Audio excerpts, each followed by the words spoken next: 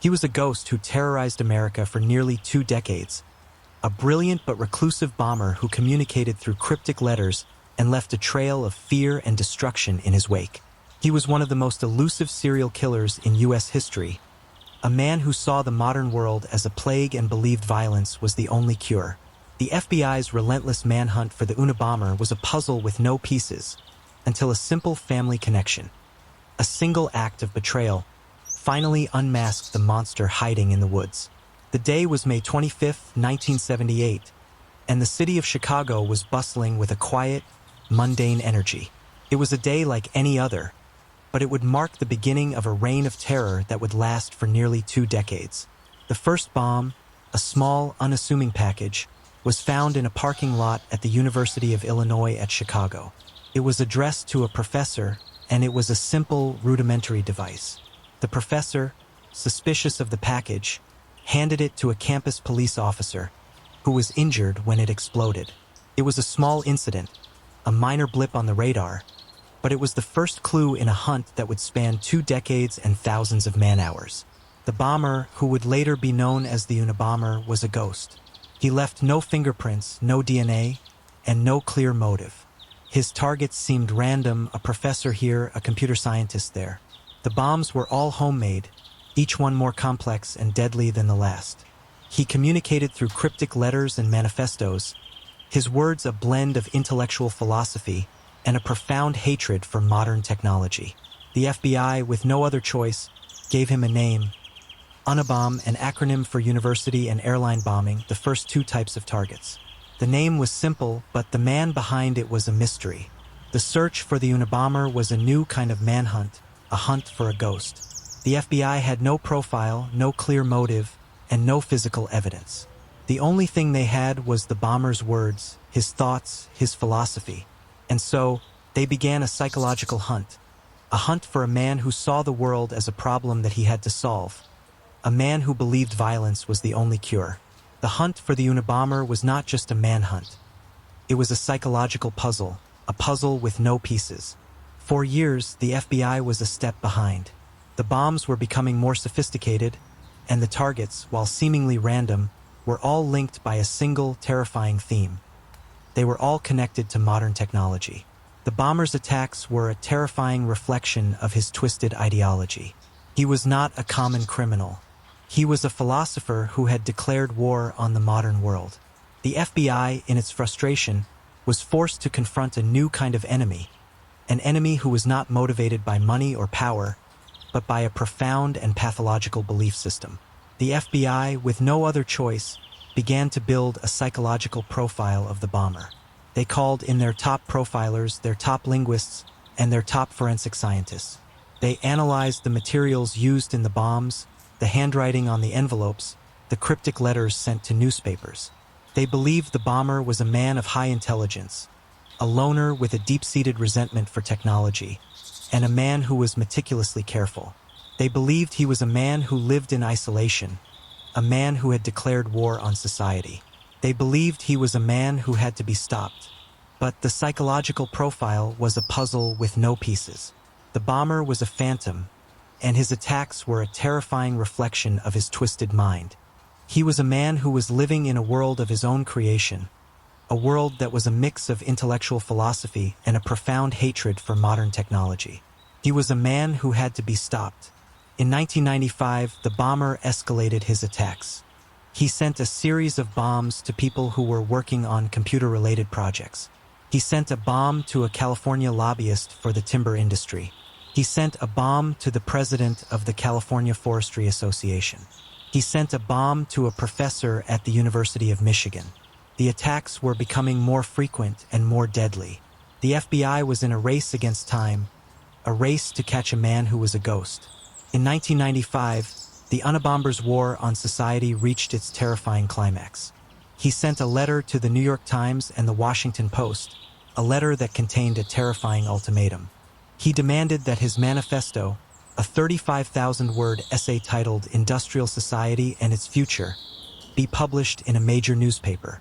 If they refused, he would continue his attacks. The FBI, with no other choice, urged the newspapers to publish the manifesto. They believed that by publishing the manifesto, they would be able to get a new lead, a new clue, a new hope. The manifesto was a chilling and terrifying glimpse into the mind of a monster. It was a blend of intellectual philosophy, a deep-seated hatred for modern technology, and a profound sense of isolation. He argued that technology was a plague that was destroying society, and that violence was the only cure.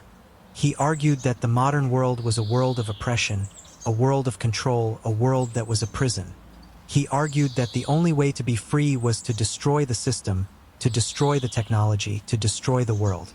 He was a man who had a vision that was terrifying, a vision that was destructive, a vision that was a nightmare.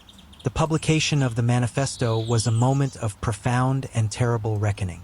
It was a moment that showed the world that the Unabomber was not just a criminal, but a man with a vision that was terrifying, a vision that was destructive, a vision that was a nightmare. The FBI was now in a race against time, a race to catch a man who was a ghost. They had his words, his thoughts, his philosophy, but they didn't have his name. For years, the FBI had tried to catch the Unabomber, but the man was a ghost. They had his words, his thoughts, his philosophy, but they didn't have his name. The publication of the manifesto, however, changed everything. The 35,000-word essay, filled with a deep-seated hatred for modern technology and a profound sense of isolation, was a chilling and terrifying glimpse into the mind of a monster. But for one woman, a sharp-eyed lawyer named Linda Patrick, it was something else entirely. Linda, an astute and intelligent woman, had read the manifesto with a growing sense of unease. The writing style, the grammar, the vocabulary, the syntax, it was all too familiar. It sounded exactly like the letters she had received from her estranged older brother, Ted Kaczynski. Ted was a brilliant man, a Harvard graduate with a PhD in mathematics, a man who had left the academic world behind to live in a small, isolated cabin in Montana.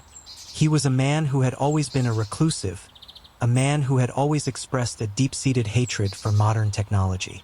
He was a man who had always been a ghost. Linda's husband, David Kaczynski, a kind and gentle man, was also deeply disturbed by the resemblance.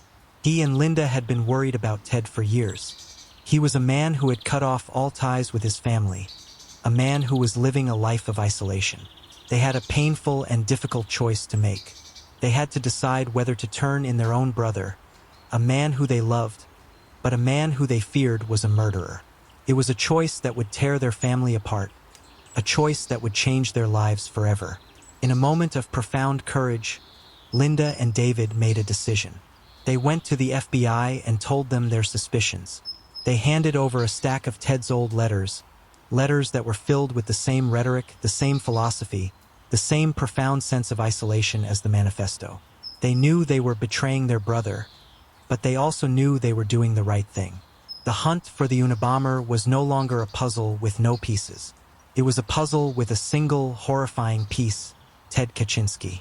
The FBI, now armed with a new lead, launched a full-scale investigation into Ted Kaczynski. They found a man who was living in a small, isolated cabin in Montana, a man who was living a life of isolation. They found a man who was living in a world of his own creation, a world that was a mix of intellectual philosophy and a profound hatred for modern technology. They found a man who was a ghost. In April 1996, the FBI raided Ted Kaczynski's cabin. The cabin was a small, rudimentary structure with no electricity, no running water, no modern conveniences. It was a testament to his anti-technology ideology. Inside, they found a treasure trove of evidence: a partially completed bomb-making materials, and a journal filled with a meticulous and chilling account of his attacks. The journal was a terrifying and haunting glimpse into the mind of a monster. It was a journal that was filled with a sense of triumph, a sense of superiority, a sense of a man who believed he was a god. Ted Kaczynski was arrested and charged with a series of bombings. He pleaded guilty to the charges, a plea that was met with a sense of relief and a sense of justice.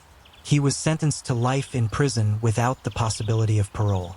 The hunt for the Unabomber was over, but the legacy of the Unabomber was not.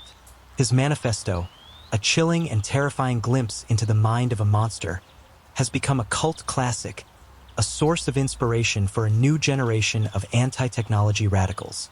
The story of the Unabomber is a story that warns us about the dangers of a society that has become too reliant on technology, a society that has lost its way. The story of the Unabomber is a chilling and powerful one. It is a story that reminds us that brilliance and madness are two sides of the same coin. It is a story that warns us about the dangers of a society that has become too reliant on technology, a society that has lost its way. It is a story that reminds us that the human element, the element of gut instinct, of empathy, of judgment, is the most important element in a society that is built on the principles of justice and freedom. The Unabomber was a man who was a ghost, a man who was a monster, a man who was a prophet. He was a man who saw the modern world as a plague, and he believed violence was the only cure.